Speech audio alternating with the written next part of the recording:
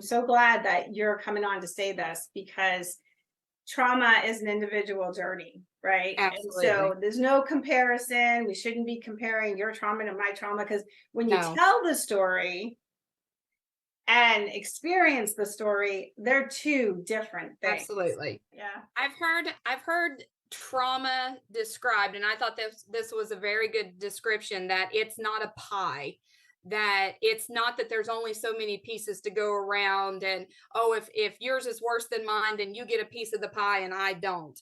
So I thought that was a really good analogy, that it's not, we're not trying to outdo each other. Your trauma is trauma to you and my trauma is trauma to me. So don't, I hear a lot of people do that. A lot of oldie goldies do that. Oh, well, you haven't seen anything yet, or you Oh, know, you yeah. don't know what this is. So yeah, trauma's not a pie. There's enough for all of us. Yeah. Unfortunately. I think we're particularly bad about that in the veteran community too. As soon as we start breaking it down, well, where did you deploy? Where was it to? And what was your job while you were there? Absolutely. All of a Yeah. sudden we're racking, stacking, and they didn't see shit. Nah, no. Right. Yeah. Yeah. Yeah. Yeah. So we've got to do better. We got to do Yeah. better at that. And Definitely. across the board, because you include military into that.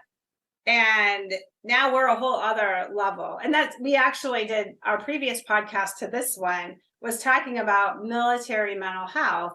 And so really, we just probably need to go into this right now, since we're kind of starting to talk about it, is that military mental health is or military medical mental health is what we're focused in on, is that we have to deal with all the stressors of medicine all by itself, which we know is very stressful Yes. in of itself. And then we get to go put this other whole layer on it of the military. And that comes with its own flavor of trauma. And Right. again, it's not like, ooh, we have more than you. No, because some people actually went through the military in medicine and probably had a very sweet life and didn't really experience a lot. Right. And other people, they experienced a lot, and they were in Right. every, campaign or conflict or first one sent out, or maybe they're with a special forces troop and they saw a lot more stuff, right? But the difference that it makes for us is that we have to come back to work and we have this expectation of like perfectionism. That's what's Yes. always exploited in us. And I don't care what military person come back and say, oh, well, that's not really true. Yeah, yes, it is. Because Yeah. that is what they breed in us, is service before self, excellence in all we do. Semper Fi, you name it. We are supposed to be there when duty calls. And we all believe in it because we're all in the military. Right? We all Right. do that. So when you add that environment on top of medicine, I mean, whew, it really wreaks havoc in our community. And one thing you mentioned, perfection, and having these very, very high expectations. And as well as I do, you can train all day long, you can do every advanced course, but until you get into that situation, you don't know how it's going to go. You just don't. And one thing that I had to do, part of the healing process, because I took so much pride and I only identified as my profession. And I know that's common in the military community as well, that the sense of pride that you have and your sense of purpose is in your profession. That's right. And that's one thing that we do very wrong, is we have to be somebody outside of those jobs. But one thing that I personally had to own,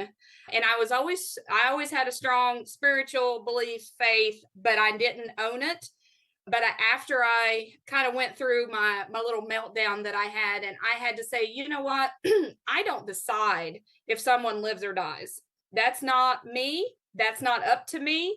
I can be used as a tool to help save someone. I can do everything that I know to do to assist someone's, survival. But at the end of it, it's not my call. Right. And so that's something like I'm going to hold you on that, because that's kind of like where you get to, right? So I'm going Right. to back us all the way up. So if you guys were all joining us, we kind of jumped into conversation because it was really good conversation. And we're here with Leslie Yancy. And did I say that right? Yancey? Yes. Yeah. Okay, perfect. So Leslie is a respiratory therapist by trade. And she has this crazy story that I think a lot of us will identify with in the medical community, is that she was working for 15 years at a level 1 trauma center in the greater Appalachia area. Is that correct? Yes.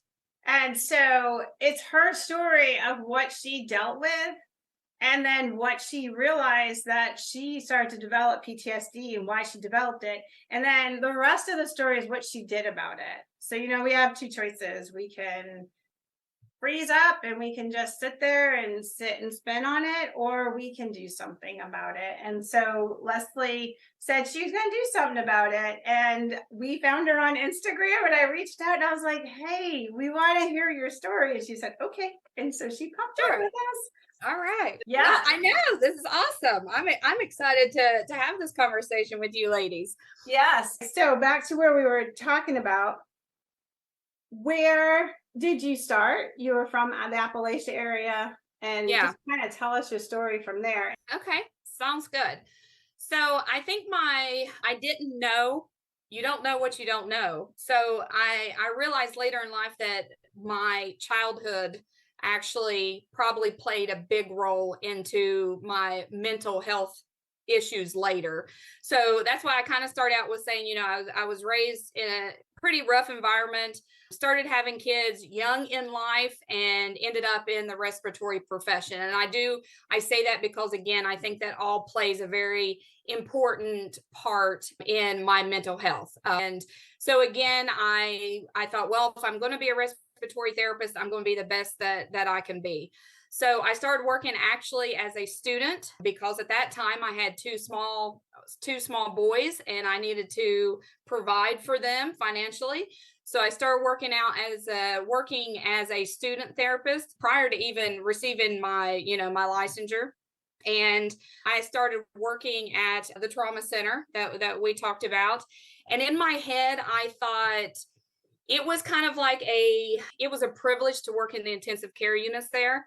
Mm-hmm. And again, I think that my brain, looking back now, I think that I wasn't happy with my choices as far as profession. And I'm just going to be honest, respiratory therapist is an amazing profession, but I believe that in my head, I thought maybe I should have done something different. And so I thought, well, I'm going to be the best that I can be. And I wanted to work in the critical care areas, but to work in those critical care areas, they were very highly skilled therapists that were working in those areas. So my next thing was, well, if I can't work in those, I'm going to work the ER, because again, my thought process is if I can handle anything that comes into the ER, then that'll graduate me up into the intensive care area. So that's what I did for a lot of years. And the schedule also, I worked evening shifts. So it was 3 to 11. My two boys were babies at the time, so they weren't in school. So that was a good shift for me, because I would get up, I would be with them, and then leave. So I got to spend some time with them, and I worked the 3 to 11. Now, if you've ever worked in a hospital or a trauma facility, those are some pretty hopping hours, So I worked that 3 to 11 shift for several years, and got baptized by fire very, very young. And I think I was 22 at the time. So, it was young. So I started traumatizing myself at a very young age. And you have to be clear when you say like 3 to 11, it's like as soon as your foot is in the door until whenever you can finish, get it done. Right. Yeah. So you hit the ground running. You never knew what was going to come in the door. We were always pediatric and burn trauma. And then we actually shared trauma with a hospital we shared adult trauma with a hospital across town. So we were odd days. But what that made us was every New Year's Eve, 31st and 1st, of course, those were back to back. So Friday the 13th. So we were always odd days on trauma. So it was always a very hopping emergency room.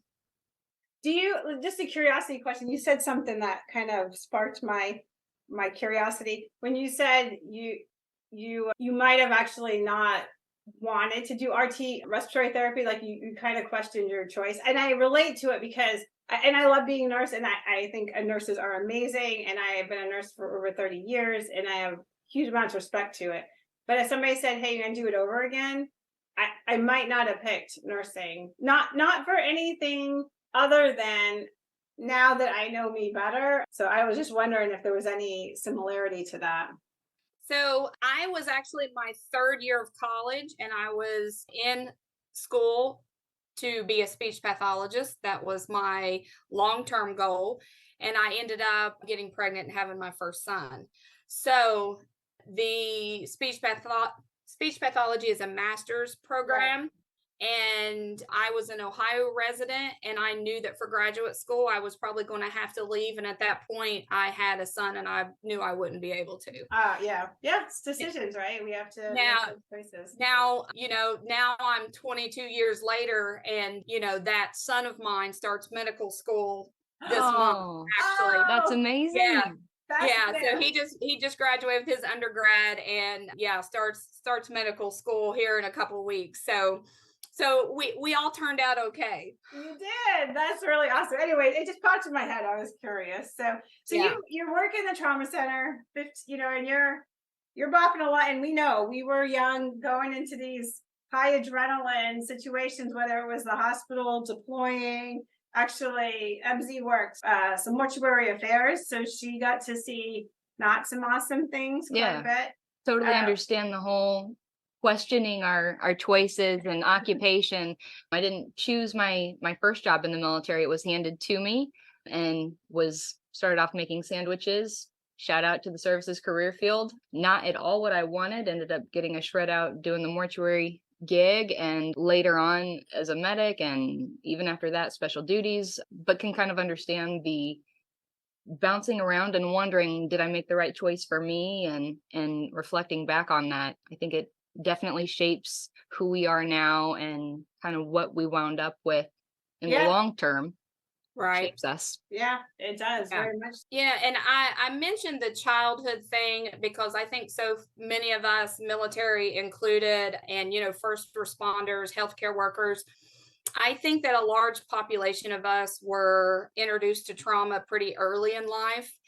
And I think that once that sympathetic nervous system has been stimulated, that changes us from the jump. So Yeah. I think that we are already, a lot of us are already created. So when I talk to a lot of, first responders and healthcare workers now, there's a lot of childhood stuff that they really need to work through. And then it's just further compounded by the traumas that we see in our work life. Yes.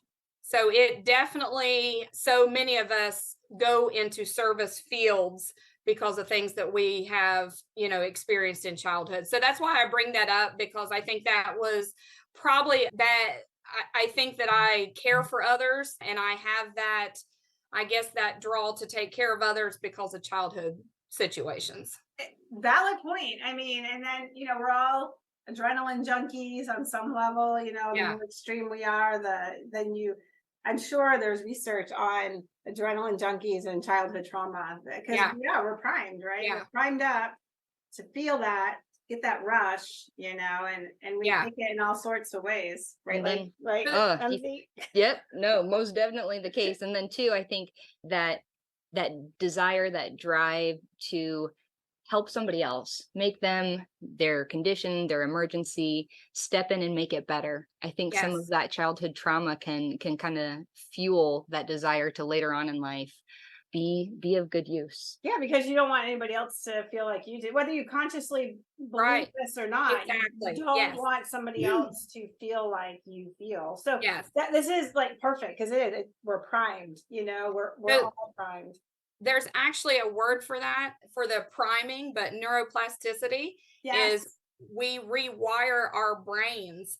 And and it's really crazy because I always describe it as, as moms, and all three of us here speaking, we think of it as, if we were to see a child get ready to run out into the street, the three of us here would naturally grab that child. There would be no thought process No. because we are wired to respond. Okay, so that's that neuroplasticity. But we've all seen the mom who lets their child run out in the middle of the street and they don't respond. And you think, oh my gosh, why wouldn't they respond? Like, I don't understand that. But we are actually rewired. We have rewired our brains to act quickly and to respond. So that's neuroplasticity. And to me, that it's just amazing that our brains do that.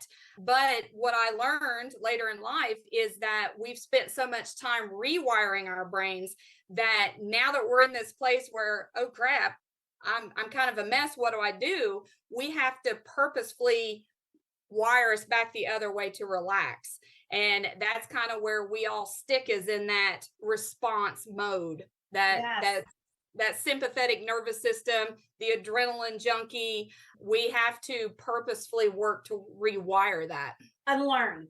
We have to unlearn. Yes. So okay, go ahead. No, I was just going to say, I understand what you're talking about, but can see where it would be such a challenge for people that are, especially those that are still in uniform, to take that journey on, try and rewire their brains, all at the same time having military, pushing their ideals, their values, their be quiet, sit down, suck it up, go color, while people are trying to do just what you explained, rewire their brain, get it to calm down so that the central nervous system can begin to heal. So trying to do those trying to do those two things at the same time can be so conflicting. It doesn't work. Yes. I mean, it really doesn't. But I'm going to hold this thought, because we're going to go back to this neuroplasticity. Ask MZ. I'm like a total nerd in this stuff, and you'll find out why in a little bit.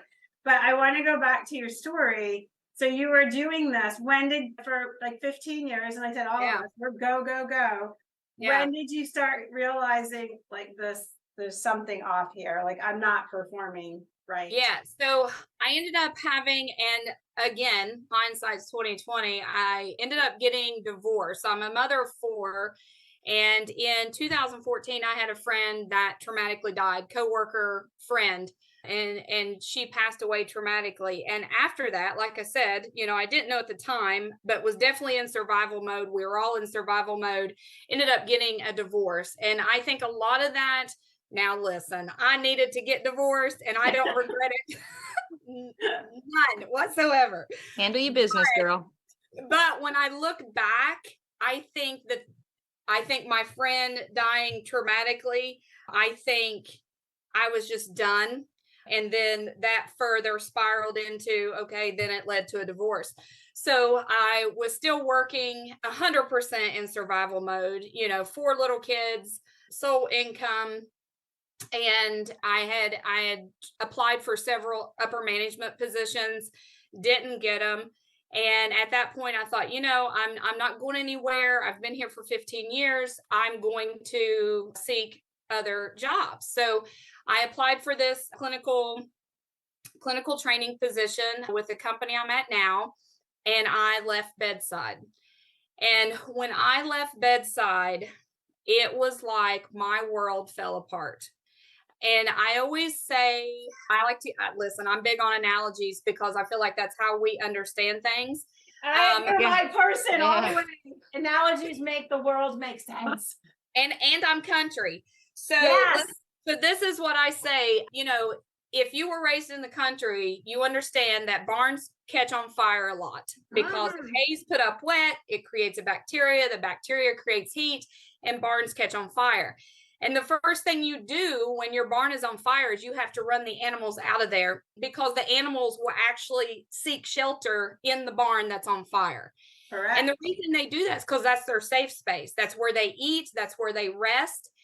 And as being in the roles that we're in, our safe space is that barn that's on fire. And when I left that place of fire, I crashed and burned. I didn't know what I was doing in life. I thought, and I prayed constantly, God, did I leave the one thing that I was intended to do? Did I make this horrible, bad choice?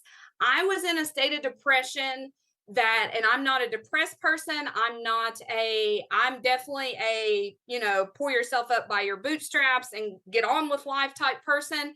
And I couldn't breathe. That's the state of depression that it took energy just to breathe.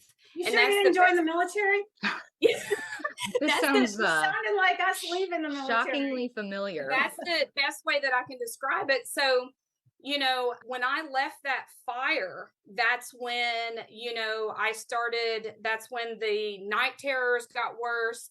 That's when intrusive thoughts got worse.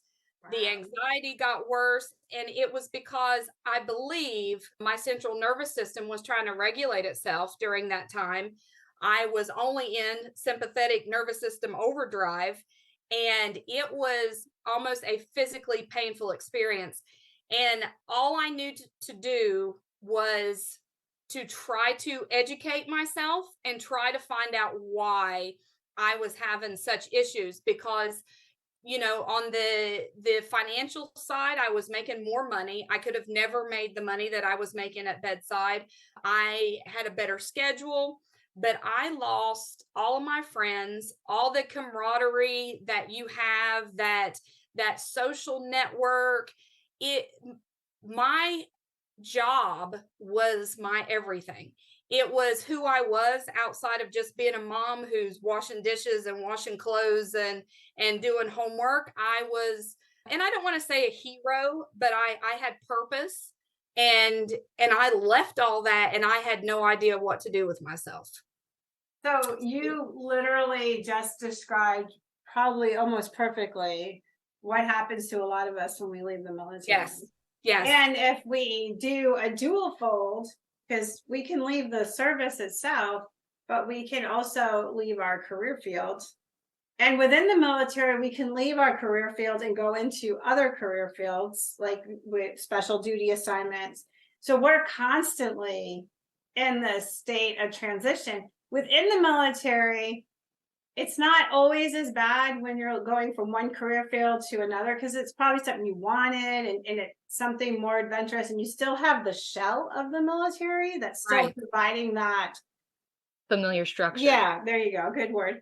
And so, but when you get out away from all of it, it is a whole different ballgame. It's even within the military, when you're going from either a deployment or overseas assignments back to the US, people will suffer a loss, because overseas, whether you're in deployment or whether you're in a overseas assignment, there is a level of camaraderie there that doesn't exist in the US. And when they come back, we all experienced it, and we're like, oh, this isn't the same. This sucks. Everybody does their own thing. What happened to our group? Literally, just like the little things too. I had lived out on a tiny little island in the middle of the Pacific Ocean for 4.5 years. And coming back home stateside was, I was super excited. Finally going to get to see family now and then and be on American soil. This is going to be amazing. So excited, right? Get home and it's overwhelming as hell. Even just going on a trip to Walmart, you go from not having, you can have deodorant A or deodorant B. And now you come home and there's 82 choices. And it's those simple things that, compounded. There's just a whole other way of living life over there. But you touched on something I wanted to go back to, educating ourselves on what's happening and kind of making sense of, why am I feeling this way? How did we get here? Trying to find a rhyme to the reason, because you don't feel well. You're off the mark. You're not performing at your best. And especially, when friends or even colleagues come over and say, hey, are you doing all right? And then you realize, okay, this isn't just inside. People around me are starting to see it too. I think that there's power in education and arming ourselves with knowledge. And one of the ways personally have been able to help myself and understand others is there was a book called The Body Keeps the Score. And it, oh my gosh, it's on my nightstand. It's on my Kindle. Mine's on my Kindle. Yeah. Okay, so you already know. Yeah, I mean, that read was so mind opening for me, and just understanding tangibly in black and white, easy to understand language, what is going on and why do I feel this way? Because you feel crazy. You're 100%. Not yourself. But I think when we can begin to understand physiologically, why is this happening? There's power attached to that. Huge power, huge. You know, and I want to go back to, you know, when my friend that passed away, we had children about the same age. And what a lot of people don't understand, the general population doesn't understand, when we talk about that camaraderie, you know, I had worked side by side with her for 10 years, and we had went through divorces together. We had went through pregnancies together. We worked our weekends. We had the same weekend shift. So, you know, for 10 years, we had that same group of 7 ladies that, you know, we ran that hospital, you know, every other weekend we were together, where, you know, we celebrated, you know, birthdays, holidays, Christmases, whatever that our shift fell on, you know, we celebrated together. And when she passed away, you know, we were expected, number one, to show up and still do our jobs, and do our jobs in the environment that we shared with her, that the general population doesn't understand. We were still supposed to take care of people at the same expectation level when we had lost our teammate. And it wasn't just someone who sat across from us at a cubicle, or someone that we passed by at, you know, the coffee pot. We worked together saving lives. And that's something, again, that the general population doesn't understand with military, with first responders, that, you know, she and I may have never spoke again about a traumatic situation that we're in, but we shared that moment together. And that creates a bond that people truly just don't understand unless they've lived it. And so when I see, you know, first responders or military that's passed away, I have an ache inside of me, because it's such a relatable heartache that I feel for those people, because it's so much more than just a coworker. And that's something that, you know, the general population doesn't understand. And I really go into, when I do my presentations, upper management preparing for that moment, because statistically it's going to happen. And, you know, you don't prepare for an emergency during an emergency, you prepare prior to that emergency. And I really, really preach for people to have a plan in place for when that happens to one of our colleagues, because, you know, how that was handled was even more traumatic than the event itself.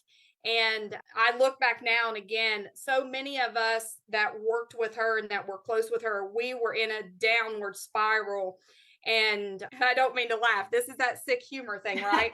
We get to, don't worry about that. Yeah. So, you know, like, and I do say this and my friend knows that I say this, but, you know, like, we were all in a downward spiral to the point that, you know, I ended up divorced. Another one of our close friends, she shot her husband. And listen, she held pressure until the ambulance got there, and he survived. But listen, she shot his ass. And I was like, oh my God.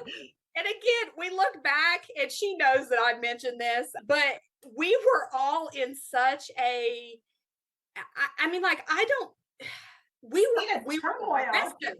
We were so aggressive, because anger is a safe emotion, and aggression is how we were aggressive. We were aggressive. And that's because that was the only way we knew how to cope during that time. And, you know, and I think that probably started my downward spiral. And then it just took it a couple years for me to completely crash. It's funny when you said the anger, I think of a friend of ours, and I just teased her about it the other day. We were years ago, she was going through some personal things, and very faith-based Christian. And we were walking and talking, and she says, you know, I don't get angry. And because I burst out laughing, right? And I'm like, what? And she's like, oh no, I just throw it up to God. And I was like, well, why the hell did God give us the emotion anger then, right? And so scroll ahead, she decides, like, you know, I gotta go to therapy, and I gotta work this out. And she did. She was like all into it. And her therapist says, you're angry. And she goes, huh? And she goes, you've been talking to my friend. I know. She goes, my friend said that too. And she's like, no, I just throw it up to God. She goes, yeah, whatever. You need to go hit a pillow or something. She's like, you're angry. Right. And then after that, it was hilarious, because, again, the warped hilarious, right? because she's at work trying to do stuff and this anger's bubbling up, and she's been like told you're angry, you validated that emotion, and so now she can't really suppress it. And so it would come out in these like random ways, and she's trying to control things, and she'd yell at me because I was trying to help her, and and I understood what was going on, so I would just Right. kind of sit there, and then she'd look at me and she's like, I don't like this anger thing. So one of the fascinating things, another thing, and I always bring this up too, is anger is a secondary emotion. Anger is not primary. Good point. So anger comes from some other place. Either it's shame, abandonment is another place that anger comes from. Mm. And one thing that I learned after I crashed and burned was I was very, very angry and very aggressive. So I try to approach people differently, especially when they are deflecting anger towards me. Mhm. I have to think, okay, what could they be feeling right now? How can I reassure them? How can I help with whatever it is that is causing this anger? But if you've dealt with, and I say respiratory therapists are a very, very aggressive group within the hospital, because we're in every emergency situation. And a lot of those emergency situations are with staff who aren't used to emergency situations. So when we respond to things like on the floor, on just the med surg floor, we are very used to critical care situations. We are very used to very, emergent situations. And that staff that we're dealing with isn't always able to deal with those situations. So you bring up a very good point. So if there's any civilians that are non-medical listening to this, you need to understand that not every medical person you see is good at handling Amen.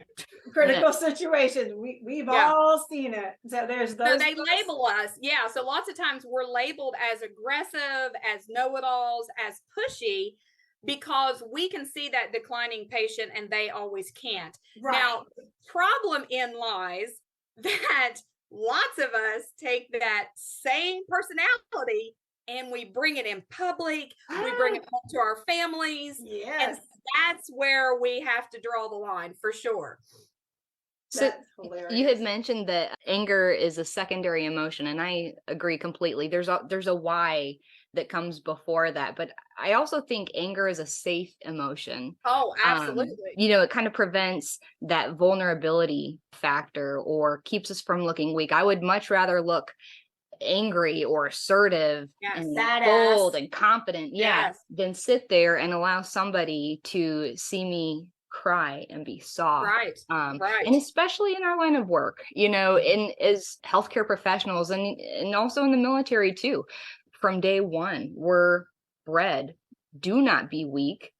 You pick yourself up by the bootstraps, keep it moving. You need to cry, you go do that on your time.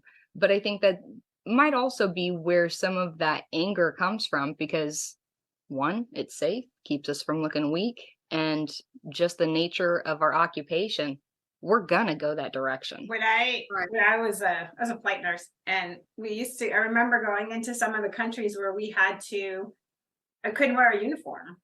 And I felt so uncomfortable just changing out of my flight suit I had to wear like a long skirt or long pants.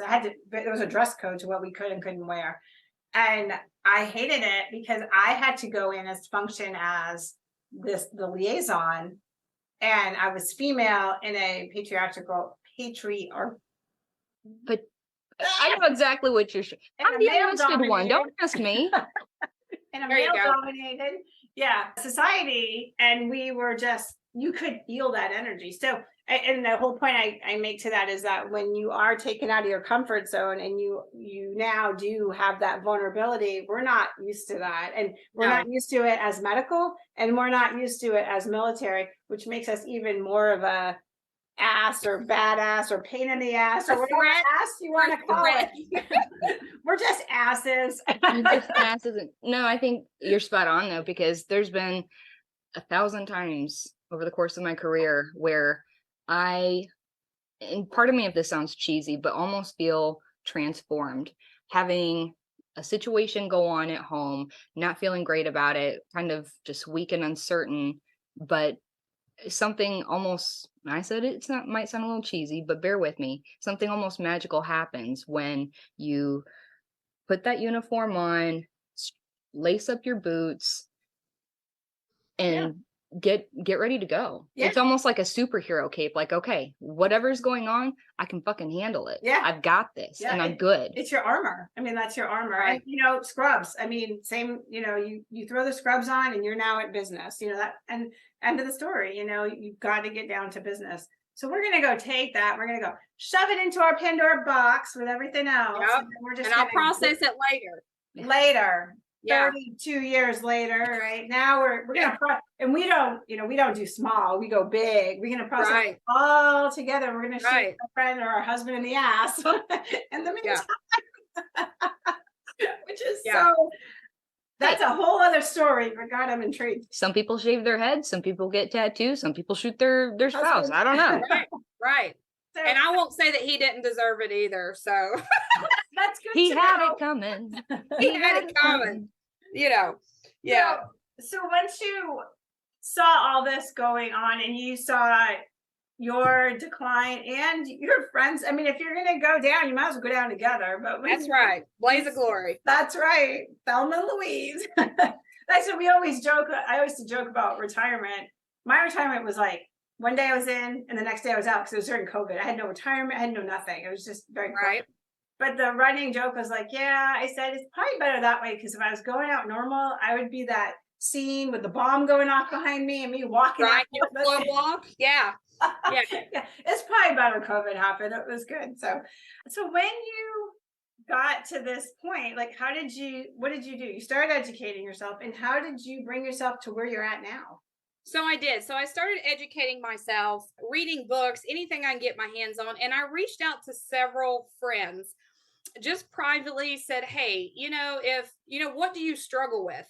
And these were people that I had the utmost respect for, people that if my child was in a traumatic situation, if I was in a traumatic situation, these were the people that I respected and that I wanted in that room. And when they started responding and saying, that there's a situation that I relive over and over, this actually I have the dreams, I have the nightmares, this kind of stuff. And I started gathering information from those people too. And I thought, you know what, if these people who I have all this respect for, if they can have issues, then I need to allow the idea that I've got some issues too, And I think, going back to us saying that, that we're badasses and that we're tough. And I think that, if you ask the people that I worked with, that was me. Like any situation, I was cool as a cucumber. I got this, but I never admitted, you wouldn't have seen me cry. You wouldn't have heard me say that, hey, this situation really bothered me. I was never that person. And then I thought, if I'm having issues at the level that I know that I was at professionally, then other people are having issues too. So I kind of reinvented myself. And that was how I also coped with leaving that bedside care was I thought, I'm going to educate myself. I'm going to work on healing myself. And then I'm going to reach back and I'm going to grab the next guy. And that was kind of my journey. So I started seeking like different programs, different ways that I could gain, certifications to even more further my knowledge. And that's when I got my certified trauma recovery coaching. And a lot of that dealt with childhood trauma. So again, I went in with the idea that, no, I'm going to process this trauma from my work environment. And then we hit so much on childhood trauma. I thought, oh, maybe I started a little bit earlier than what I realized. So that's kind of where I went was I thought, there's not a lot in the medical field. There's not a lot of support. A lot of people aren't talking about it. First responder community is doing a little bit better about owning the fact that these environments are, detrimental to our mental health. But I don't feel like healthcare is really doing a great job at that. So that was my goal, was to at least plant a seed and say, hey, you guys need to recognize that we're in, traumatic work environments and that we need to focus more on mental health. So is your I saw your Instagram is it Hero to Hero? Is that Yes. like, is Yes. it a nonprofit? Is it just a IG page? Is it? So I kind of, I of course, I'm one of these that has, so many irons in the fire, and it's something that most of the time I go and speak. I'm not, I don't get rich off of anything by any means. Yes. And actually, and my employer is really, really great that they're supportive. So I speak at a lot of medical conferences. And in turn, like I may speak and then they give us a booth for free. Like Wow. I trade out my speaking. I still get to deliver what my message is. And then my employer, supports that. And then, I work my regular job at that conference. So, and it's, I've spoken at national levels. It's really something, and it's something that I will continue doing more with. And of course, COVID hit. None of us were really doing anything during that time. I did, some speaking virtually, which I hate doing. Oh, me too. You get no feedback. You don't even know if they're hearing you. Everybody shuts their camera off, and I'm like, I'm not really Yes. looking at you, but I'd like to know there's an audience there. I've been in that Yes. situation too. Yeah.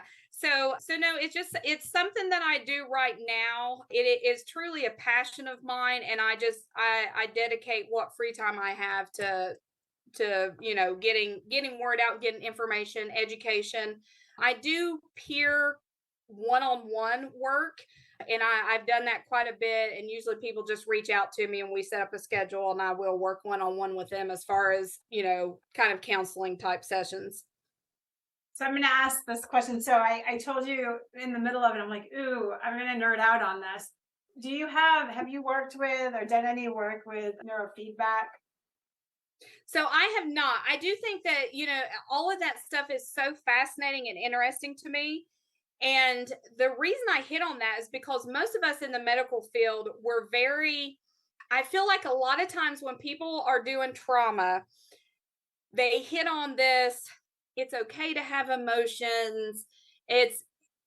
No, I don't want to hear that. I want to know scientifically why this has changed my brain. I want to know, give me scientific grounds as to why I'm feeling this or why my body's reacting in this way. So that's why I do the approach where, I education on a scientific grounds, so that's my take on that. So neurofeedback, if you ever, I could nerd out all day on this, but it is definitely scientifically based. And what's very frustrating is that anything that is not big pharma related, then you end up having to not get it covered by insurance.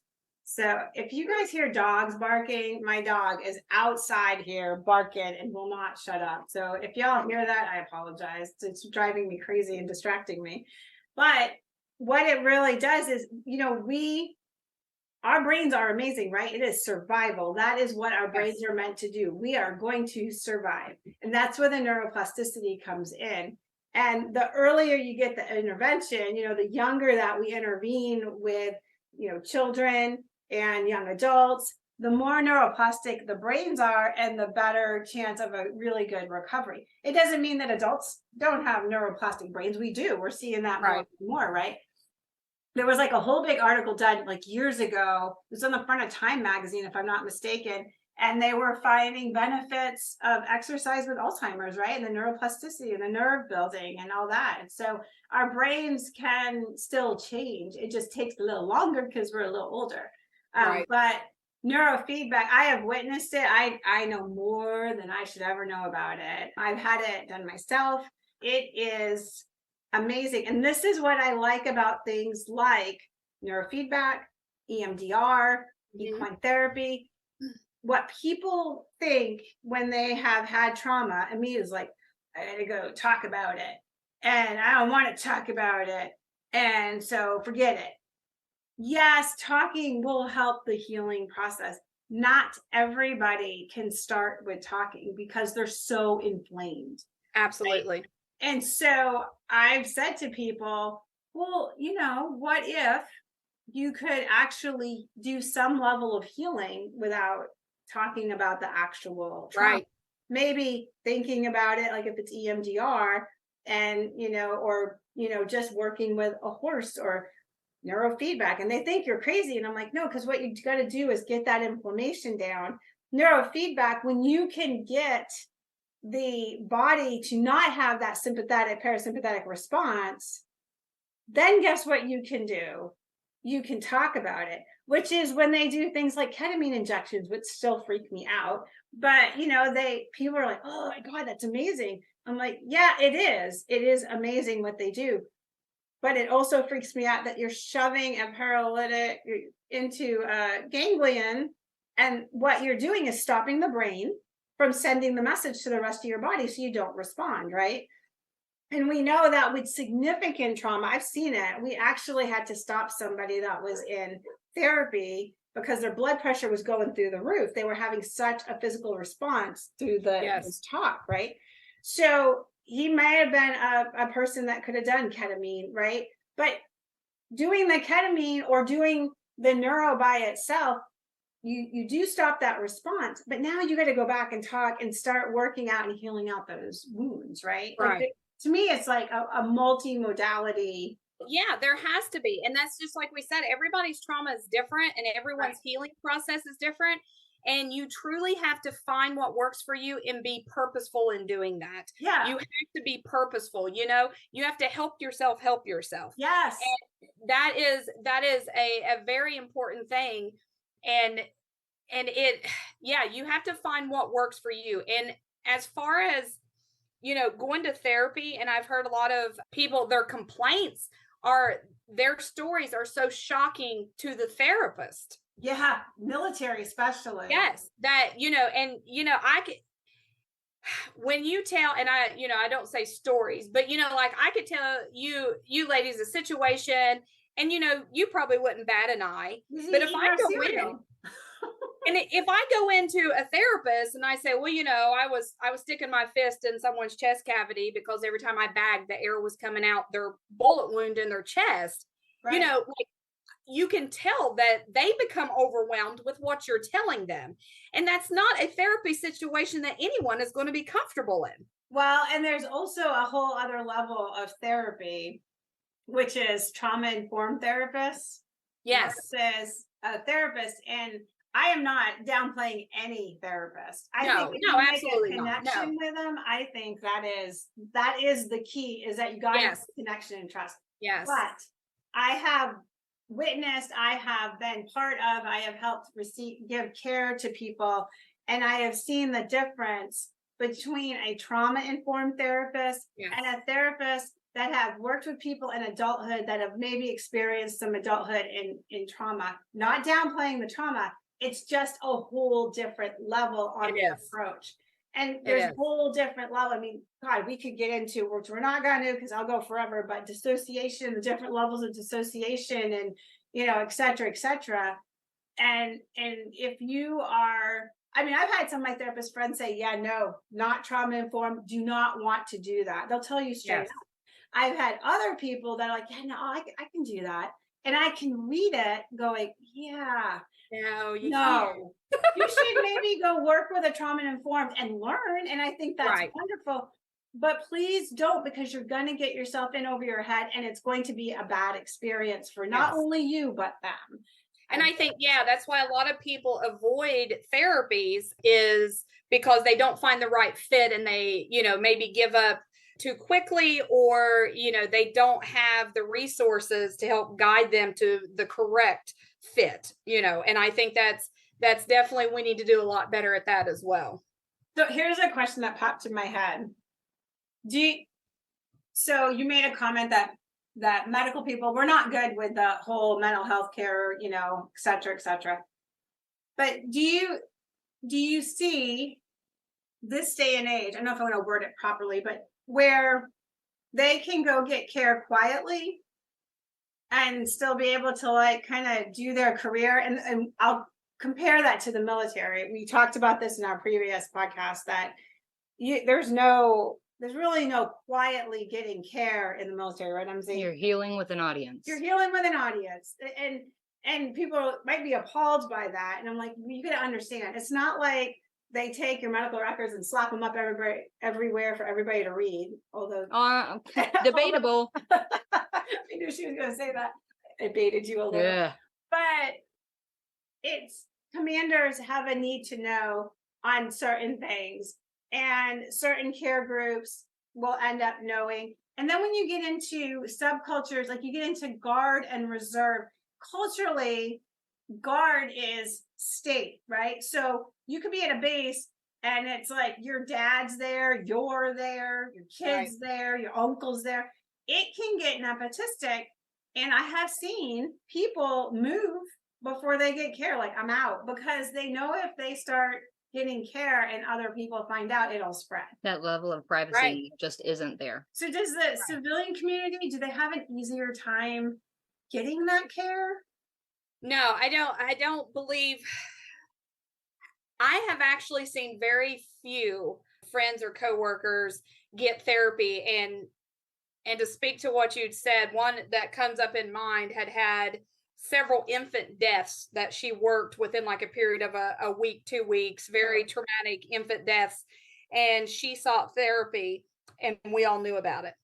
And it was and of course, our manager had to have been the one that told someone because she wasn't telling us.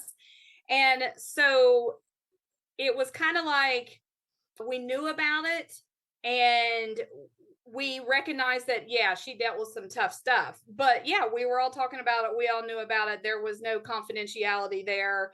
And then in regards to the speaking about traumatic events, one of my friends who was special forces had attempted to go to a therapist, and he actually went to a social event, and someone else approached him and said, "Hey, I heard you're working with so-and-so." So at that point, he knew that the therapist he was working with had told someone else. So of course he didn't go back again. And you have to have that trust aspect. You have to have that, hey, this is a safe environment. Everyone's not going to know about it.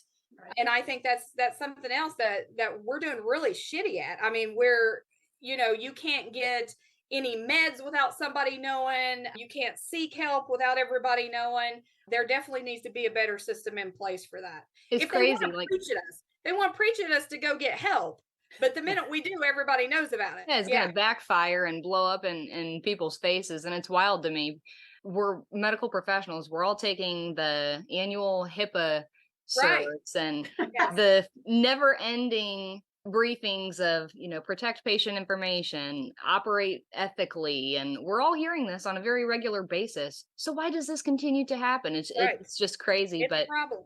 I mean, I would encourage anybody that might be struggling to tune in and just listen to what we're talking about, because that early intervention that these ladies touched on earlier is key. I mean, I don't have the numbers or stats sitting in front of me, but I know for a fact that there have been studies done that show early intervention, not only will get you feeling better sooner, but it can also slow down a host of disease processes, heart disease, all sorts of stuff. It's not just gastric issues. Yeah. It changes your brain. I mean, when you're a kid, that brain is, there are gaps in, I was reading this last night, and because interestingly, I write a blog, and interestingly, one of the things that I noticed was that when they are little, the younger they are, the more developmentally delayed they are with the more trauma that they receive. And then guess what happens? It impacts us later in life, but we don't relate all the way back to that. When you go get care, you handle this acute event. You handle the events that happen in your adulthood versus going all the way back to childhood, which, Leslie, that's the first thing you said is, you have to understand, I had a rough upbringing, and that's what probably primed me up from the trajectory of my life, and now I'm like, oh, yeah, that says a lot, and I'm like, damn, now I got to go think about that. It's important to note too that it's not going to look the same for everybody. Yeah. Even if we happen to have similar traumatic experiences, the way two people heal and recover might look completely different. We are all unique and so are our needs. So I think understanding when we go to get help, having the mindset of kind of like a toolbox. It's not always as cut and dry as see a therapist, take an SSRI. Sometimes it Right. does require those other things, like Detox was talking about, equine therapy. Some people do aquatic Yeah. therapy, Acupuncture. EMDR, acupuncture, yeah, battlefield acupuncture. There's so many avenues out there. And I mean, I'm not a doc, so this is just my Doc in a box. doc in a box. I saw this on Google one time. I just think it's important to go into it with an open mind and trial and error, because not every therapist is going to be a great fit, and that's okay. Try move on, get another one, but be open to the idea of trying a myriad of things. Yeah. Yeah. And, I'll say this too, and this isn't a popular statement, but I do say this because I see a lot of people that are young in the professions that claim the mental health and the PTSD and the, if you are early on in your career and you realize that it is affecting you mentally, find another career. Yeah. And do not be 20 years into the woods and then decide, hey, I should have gotten out of this. If you're early on and you're struggling, find something else. That job will still be there. Someone else will step into that position, because not everyone is made to do these roles. And but then we do need to do better at supporting those so that we can stay in these roles. But these young people that are admitting, hey, I've got X, Y, and Z that I'm dealing with, and I need to take all this, maybe time off and things like that. Definitely consider doing something else, and that's okay. You've got to realize, hey, that's okay. I'm going to protect myself for the long run, and I'm going to find another profession, and that's okay too. Leslie, you sparked a question when you were explaining that. What do you think the correlation between sitting in a job that's not necessarily fulfilling, it's creating more problems than it is doing good? What do you think the correlation is between that situation and compassion fatigue amongst medical providers? Oh, it's huge. And I think a lot of people, when you go into the roles for the wrong reason or not understanding, I think lots of times we go into professions and we don't really understand what it's going to ask of us. So I think it's a very high correlation between they're just unfulfilled and they need to get out and do something else. So definitely make sure that you're going into a role for the right reason. And I'm going to admit that I wasn't going in for the right reason, and I didn't understand what I was going to be exposed to. So for those that may be listening that aren't sure what that job is going to entail, do your homework, do your shadowing, do more than one candy striper shift. And Yes. Good advice. Yeah.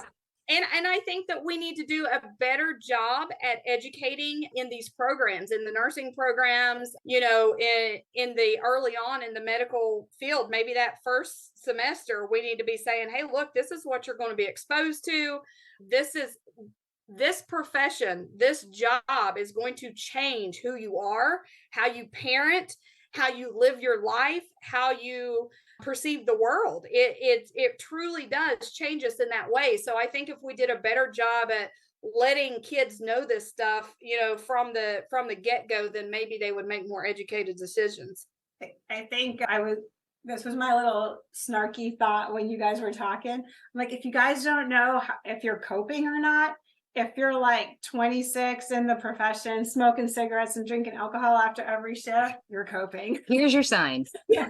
You might want to change professions. Have a look at that. Yes, that's true. Yeah.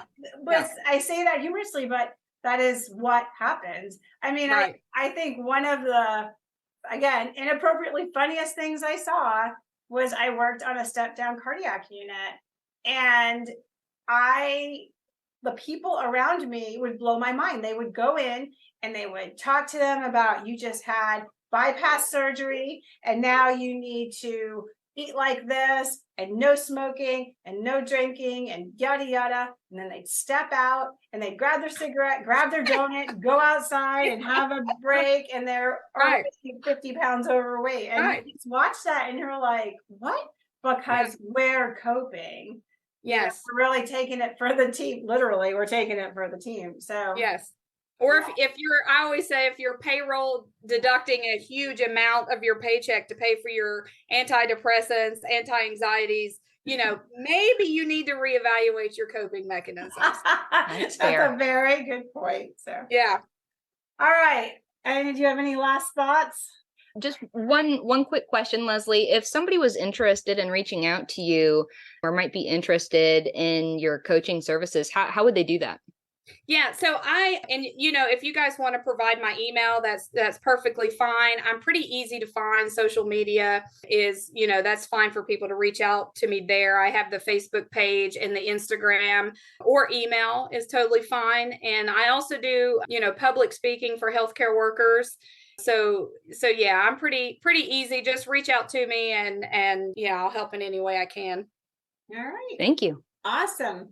All right, I think we're going to wind it down because we probably could talk for like days. I think we could. Yes. Yeah. We're like little kindred spirits all together. I'm like, ooh, there's a lot that we can unpack with this. Yeah. Maybe we'll have to do a second session. Might have to. I do think so, because this is such a hot topic right now. I mean, after COVID ripped through the medical community. Yes. We're feeling it now. I mean, what's the movie called? Gut Wrenched. It's on Netflix. I have not seen it, and I was highly warned to be careful if you're a parent on watching it. But it was about trying to get services, medical services for kids, Right. And I'm like, oh my God. And I tell people, like, this is not the time to be sick, and you really need to take care of yourself. Like, the medical community is exhausted, and the military medical community is equally exhausted. And we're all just too stubborn to quit. And lucky for all you guys in the civilian world, we are willing to keep going. But when you see that not so awesome customer service, and I'm not condoning it, I'm just saying, when you see that, or you see that lack of energy, ask yourself why is that there? So all right, I think that's everything for right now, because we'll just keep going if we don't stop. Now, I'm so glad that you agreed to sit and talk with us for a little bit today, Leslie. This has been time well spent, and I really do hope that we get the opportunity to talk with you more in the future. I think that this conversation's been great, and I agree. We could keep going. I got 1,000 questions already sitting in the back. I'm like, nope, save it for next time. But we'll do a part 2. We'll have to figure it out. We'll do a part 2. That's totally fine. I'd love to spend more time with you ladies. Perfect. All right. From everybody on this side of the world, MZ, you ready? Let's do it. All right. We're out, everybody. Thanks for listening to Bullets to Bedpans. Have an awesome week. Peace out. Adios.